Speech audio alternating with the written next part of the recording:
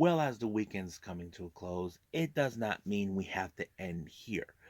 But however, for this episode, we got a very interesting for all of you.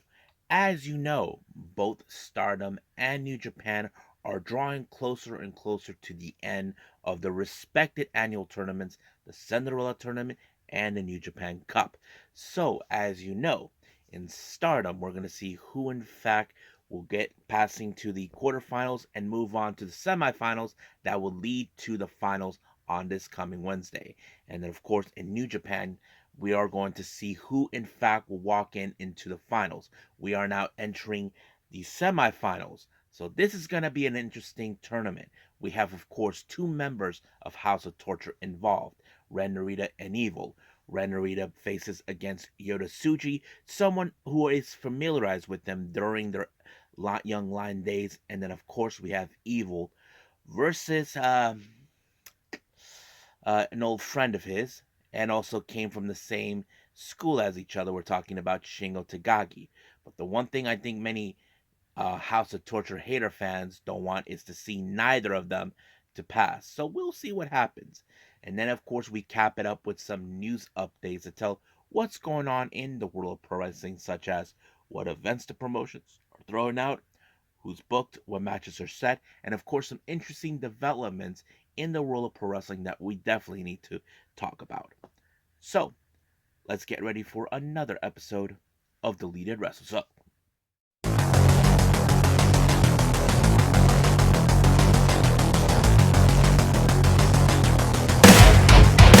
Are you ready? Get up, get up! Get up, get up! Get up, get up! Get up, get up! Get up, get up! Get up, get up!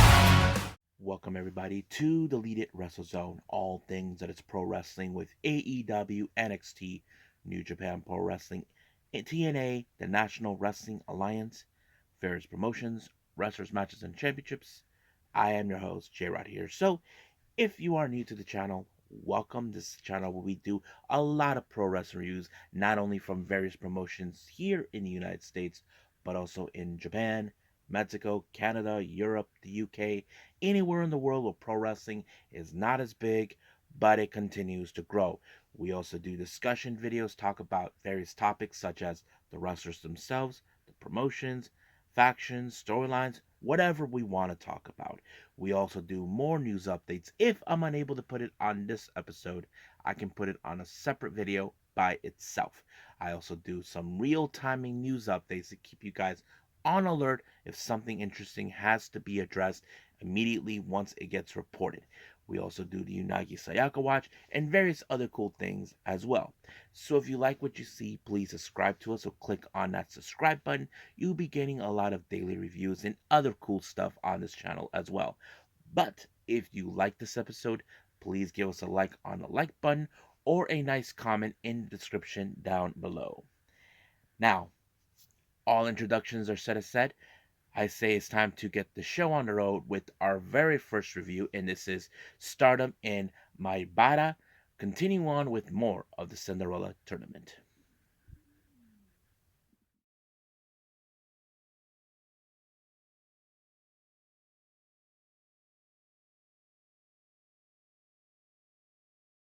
Okay, Stardom in Maibara. Hopefully I pronounced it right. If not, there you go for those who believe I pronounced it right. Wrong, but however, that's not important. As you know, we continue with more of the Cinderella Tournament. So we're finishing up with some parts that leads us later to the semifinals on Wednesday. But let's get started with some of the non-tournament matches. Our first one is a four-way. We have Lady C versus Mai Sakurai versus Suzuki versus Mirai. Now, this is a very interesting thing with three out of the four. If you guys notice the connection, Lady C does have some pretty much interesting history with Mai Sakurai. If you guys remember, it was Lady C who made fun of Mai Sakurai when Mirai left after, the whole thing. And then, of course, they had a team up in Goddess's Tag League. What was it, 2 years ago? Or was it last year? no, 2 years ago, and of course they didn't do so well, even though they did coexist it. And of course, don't forget Mirai and Mai Sakurai. They were really close during her time during with DDM until she made the choice to leave. But however, I think in my opinion, this match had much of the, how to say, the factor is Suzuki. Basically, there's no history with all of them in some capacity, except let's say that Mai Sakurai did had some. Let's see, thought Zuzu was jealous because Mai Sakura was with her, that sort of thing. But no, Zuzu's like her own thing in some capacity. But you would be surprised how this match turned out. I don't know what Mai Sakurai was thinking about, in 4 way just when she thought that, Zuzu was be by her side, but nope. She took advantage by pinning Sakurai with the Grand Maestro, and that pretty much ended that way. But it seems things got a little out of hand between both Mirai and Lady C. Looks like the little so called friendship is now dissolved. So we'll see where that leads us. Now, our next match, we have EXV members, mostly the least experienced wrestlers like Hanako and Waka Tsukiyama. They take on the members of Stars, Yuzuki, and Saida. And as you know, recently Hanako and Waka have been demanding a shot of the New Blood Tag Team titles. And don't forget, Saida is one half of that tag team. But however, Saida proclaimed that neither of them has showed any promising. Now, they have picked up huge wins in there, but it's not enough for them. But I don't know. But this match kind of proved that maybe they could be in the conversation for those tag titles. But it was, of course, Waka with the Aussie Sushi onto Yuzuki to pick up the win. Later on, during the post match comments, Waka and Hanako once again issued the challenge for those tag belts. Now, I don't know exactly what Ida would think because right now, as you know, her tag partner is still alive in the Cinderella tournament. I mean, if I was Ida, I would not bring that up just now until the tournament's over, until let Ida finish what she had to do. So I don't know if that's what Ida was thinking, but we'll find out. Now, our next match is a very interesting one. As you know, Aya Sakura made her return to Stardom just recently, and of course, she issued her statement that she wants to join the Cosmic Angels, and Yuta Mizumori actually said, "Why not?" However, Tam was a bit more not this mad, but little displeased that this was not discussed face to face. But however, Aya Sakura teamed up with Yuna Mizumori and Tam Nakano in this match. They take on, of course, God's Eye consisting of Rana Yagami, Saki Kashima, and Shuri. Now, you would think that there was going to be some interesting moments of this match. Of course, there were some good moments. I mean, the last time we know Aya Sakura faced off Shuri, they actually teamed up, they faced off each other. I thought it was a very interesting match. But unfortunately, Kashima got the best out of Sakura when she applied the Kishikase. So basically, Sakura felt disappointed with the loss, but Tam Nakano reminded her that even though you lost, you have to learn from what went wrong on this match. Because, of course, when it comes to Saki Kashima, she's a bit more sneaky. But hopefully, she'll learn from this match. Now, our next match, it's one of the second round matches. I think it for the Cinderella tournament. We have Raka versus Xena. Uh, you probably would have thought. Now, Xena made a statement since the start of the tournament that she was going to crush everyone. However, things did not go according to plan for her because, much like what we've been seeing in New Japan, it appears that Oedo Tai have been using the same kind of tactics with the House of Torture. So basically, that played out. And then later, Ruka finished off Xena with the Freezer Bomb and advanced into the next round. Now, our next match for the Cinderella tournament, we have a bit of a showdown between Queen's Quest. Now, this is nothing too unfamiliarized with Queen's Quest. They have been known in the past, especially in their history, where they often face each other. Not because they want to, it's because that's how things are supposed to be. That's something that Azumi has learned in the past when she joined Queen's Quest during Io Sky's time as the leader. So I thought the match was pretty good. I mean, I think Amasaki would have been the one who could have won it, but many people have given high praises to Azumi a lot. Some people said that she should just move up more and be pushed, but unfortunately, that did not end it in that kind of fashion because it was Azumi with the numero uno, which is an arm lock or something like that, or arm bar that finished the deal and allowed her to advance next. Now, our next match is a non tournament match. We have, of course, the other members of the Cosmic Angels. We have the other apprentice, Sayaka Kurara, teaming up with Natsupoi and Sarunoi. They take on star members um, Koguma, Azuki, and Mayu Iwatani. Now, we have witnessed from time to time when it comes to Sayaka Kurara, she has very impressive, not to mention her spears are a killer every single time. I mean, but however, we have seen certain moments where there's like a tease on this match with Saru Nonoi and Azuki. But unfortunately, it was, of course, Azuki who finished off Sayaka Kurara with the senton bomb, and just like that, it was over. However, um, it appears that Azuki has her sights set on the white belt. Even though Azuki is well aware that she's not even in a tournament, even if she did, she would have issued for the challenge. But I think right now, during the post match comment, Koguma might have said that maybe we should wait after what happens. I mean, I'm sure that Azuki will love nothing more than challenge uh, for the white belt, and I'm sure Sarunoi does the same thing too. But we just gotta wait for the Cinderella tournament how it will end because if you know how that how what the winner does, but we'll see. Now we're back with more of the Cinderella tournament. We have Mei Sita taking on Ami Suri. So this is the style between speed and strength.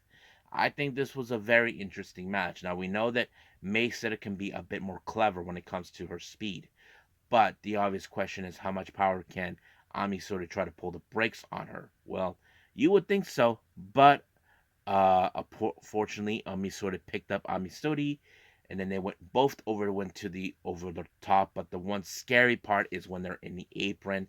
But unfortunately, it was Maiseda who went down and eliminated. So that means Amisori advances. Now, this next match is the one I think many of us have been waiting for: Starlight Kid versus Hanan. Now, many people have been giving highly expectations towards Hana, who has improved so much. You know, very young, and all that. I think many of us have always expected, but I think this is a match long time coming. Don't forget, Starlight Kid knows Hana all too well. They both actually were part of Stars, but the real question is who will walk out as the winner, who is desiring for the white belt. We know Hana said her one of her goals is to win the white belt, which of course there's nothing wrong with that, but we hopefully do. I think many people are saying that maybe Hanan is the fan favorite to win this one, so we'll see. But surprisingly, it was Hanan who picked up the win with the 17, and just like that, she advances. So um, I can't wait to see how this match ends up, but this is going to be a lot of fun. So we'll move on now to our last and main event. Is a three-way tag team match. Team number one is Oedo Tai with Momo Watanabe, Natsuko Tora versus Queen's Quest, our current tag champions Saya Kamitani, Utami Ashida versus the co-leaders of EXV, Mina Shirakawa and Maika. Now, this is a very interesting thing. Now, don't forget, Momo Watanabe has issues with almost everybody in that ring, especially with Queen's Quest because of their history, because she has been determined to destroy Queen's Quest, bury them once and for all. However, there is one thing that does Momo cannot stand, and she wants it so bad. Is of course the red belt that Micah has.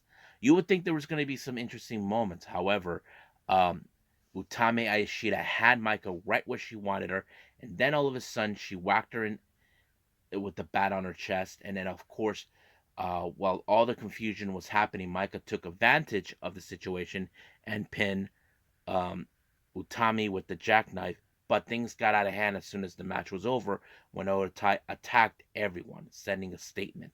So, as you know, I think the obvious question is now is this: if one of either Micah and Utami walk out as the champion this coming Wednesday, then it's most likely Momo would like to make the challenge. So I'm sure that's what the idea is, but we'll see. But of course, Micah is satisfied that she picked up the win in this match, thinking that she has the bigger momentum. But the fact is, I don't think Utami thinks this is the. She just is blinded by the fact that Micah thinks that this match is in her favor, but the fact is, she took advantage of the fact that it was Momo who whacked her because Momo was trying to send a statement. But we'll see how this one ends on Wednesday. But for right now, I think we're done with Stardom. I say let's move on with New Japan.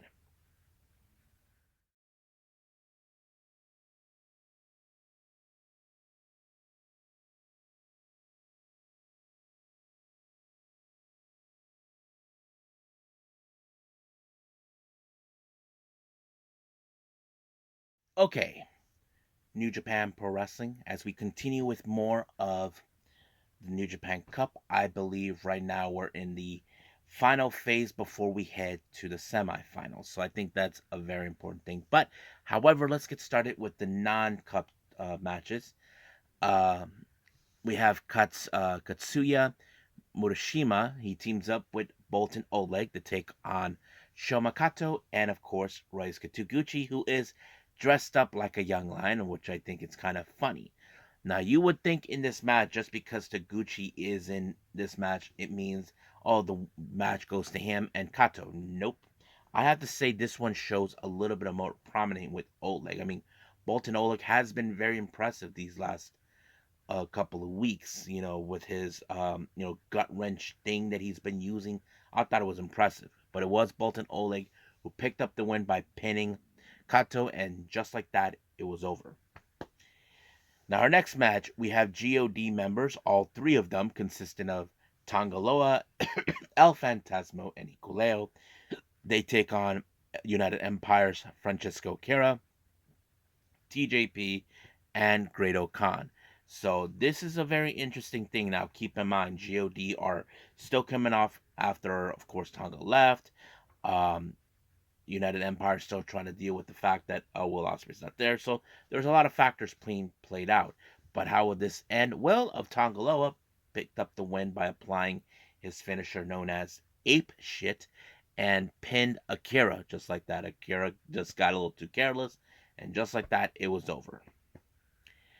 Now, our next match, the other members of the United Empire, we got Cal Newman, Jeff Cobb, taking on TMDK, Mikey Nichols, and Zack Sabre Jr. So I have to say there was some great moments with Zack Sabre Jr. and Cal Newman, because you would think Cal Newman would try to figure out how to outsmart Zack Sabre Jr., who is a master technician. That's why they call him the technical wizard.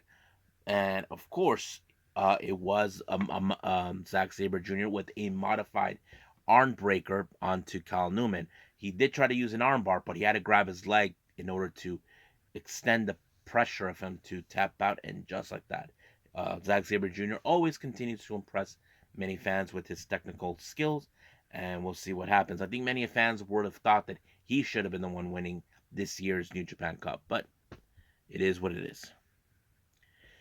Now, our next match, we have Shota Umino, Yo, and El Desperado taking on the members of House of Torture, more consistently Kanemaru, Yujiro, and Jack Perry. Now, we know that right now Shota Umino is determined to be the ace of New Japan, but the one thing that stands in his way and his obstacle is Jack Perry.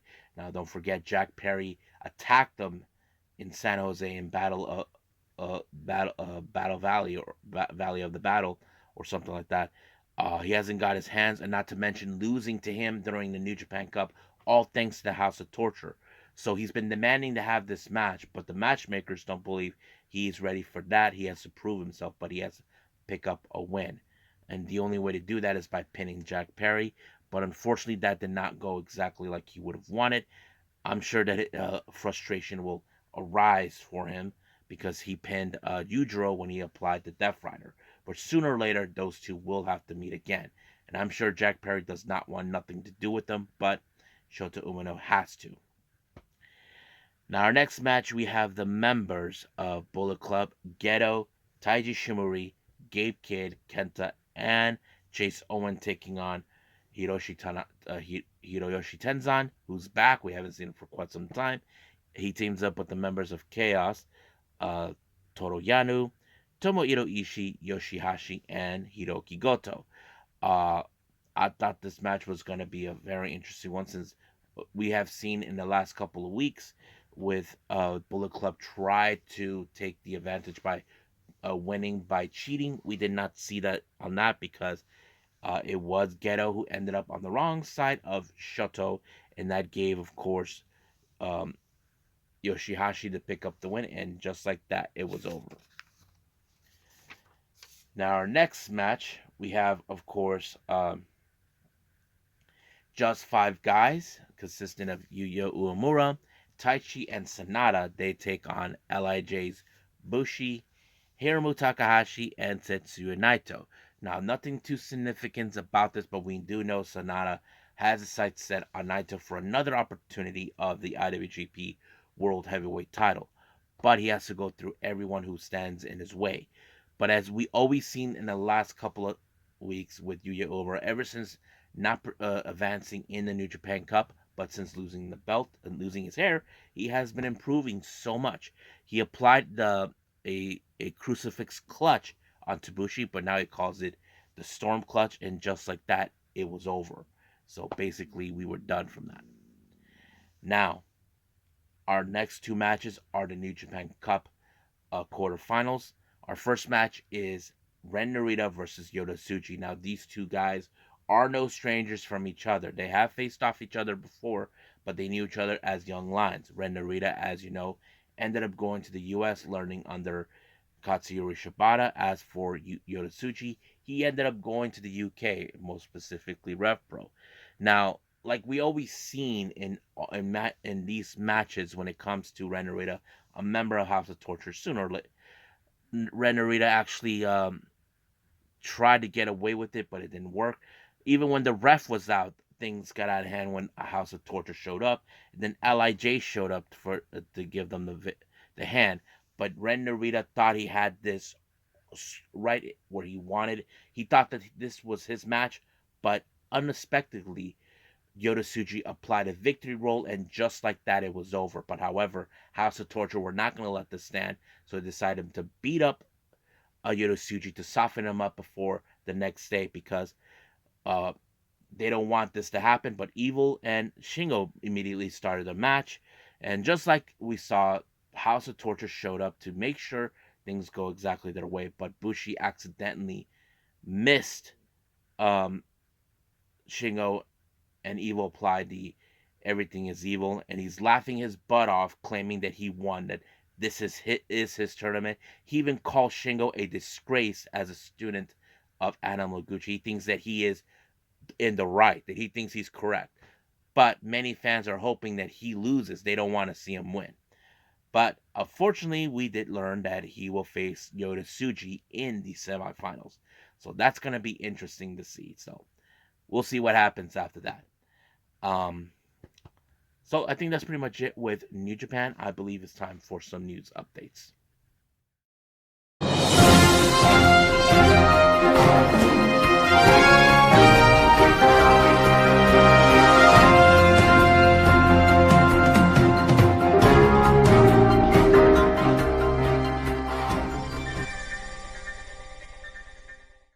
Okay, welcome to our news updates. So let's begin with the promotions updates.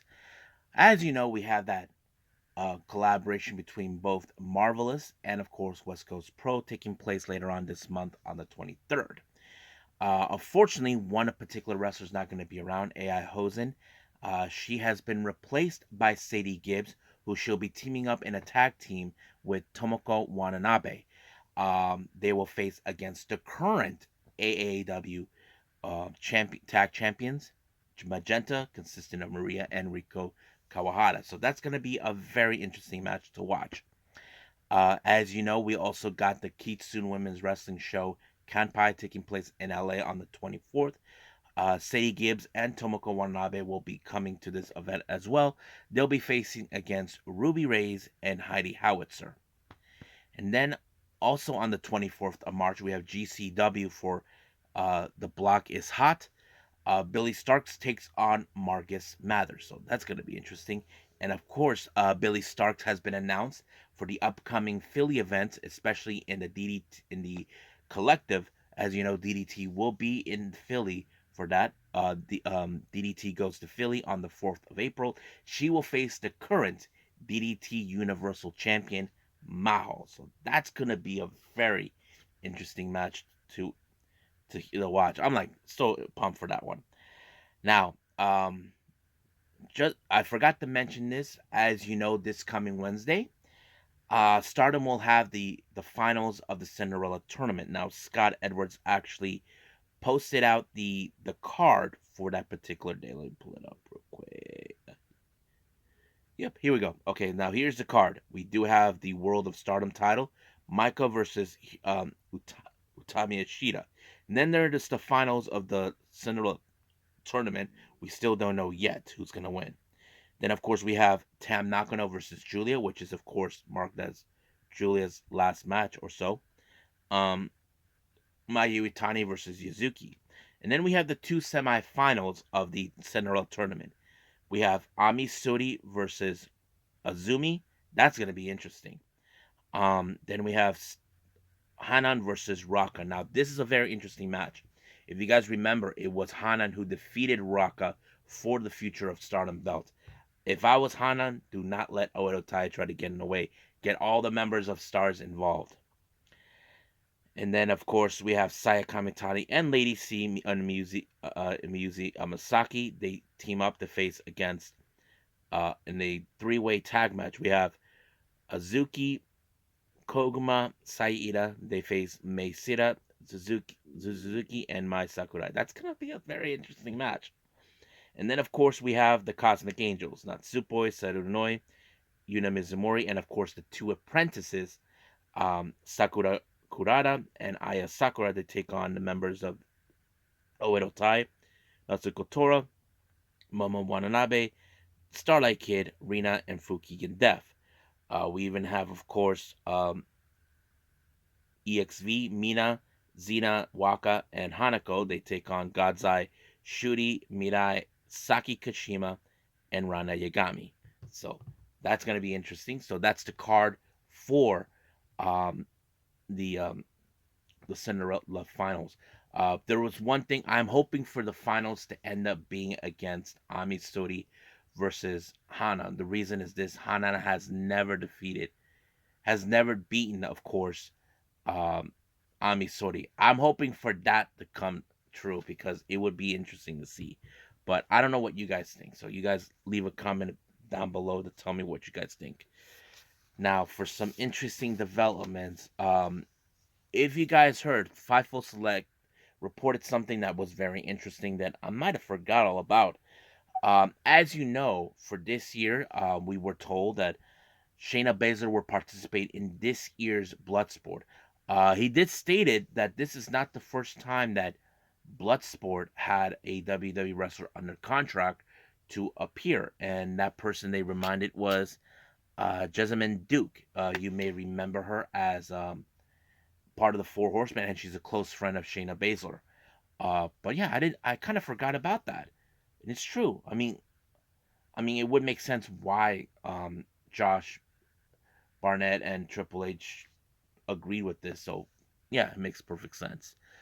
You may have heard or not. I don't remember if I did announce this one. Hijo Del Vikingo, if you guys know, he just recently got injured. But unfortunately, sad news has came around that he's going to be out of action. His time will be out. So basically, he has no choice but to vacant the title. So right now, the AAA Mega Championship is vacant. Um, Hijo de Vikingo has been champion for nearly 833 days. So that's like the longest one we ever seen. So yeah, I'm very interesting about that. Um, Killer Kelly was on Fightful Select. She has been considering making a WWE comeback. The reasons behind that is because she wants her kids, as you know. She last year she gave birth to twins, a boy and a girl. She wants her kids to see her as a wrestler. I mean, some people would say, why would you want them to see that now? I mean, yeah, it's understandable. I've seen many of the wrestlers who have their kids, they want them to see them as the wrestlers that they know. I don't know what's the reasons behind it, but I'm sure we could see her back. I even met Kelly once before. It was during Comic Con a few years back, and just she's a real sweetheart. So yeah. And then finally, for our update, as you know, Gabe Kidd. Recently, we did hear that that his contract with New Japan is done. Apparently, he re-signed with the company, so we'll be seeing more of him, and of course, his annoying of talking too much. So, and there's that. So I think that's pretty much it right now for what we have. I believe it's time to call it a day. Well, I hope everybody enjoys this episode. Coming up, we are continuing with more of the New Japan Cup. We are now entering in the semifinals. So we will see who walk out between Sanada and Hiroki Goto, and of course, Evil versus Yoda. That's something we definitely going to be reviewing. Now, I haven't decided yet what I want to review before then. I'm still debating on that. I mean, I'm behind on GCW, I'm behind on All Japan, Noah, and a few other wrestling shows, but we will see until then. But for now, this is what we're going to do, okay? So, New Japan is the top priority, but we'll see where that leads us from here on out. So, but for now, I will see you guys in the next DWZ time, same DWZ channel. I must bid all of you adieu. So, goodbye, and have a nice day. Bang.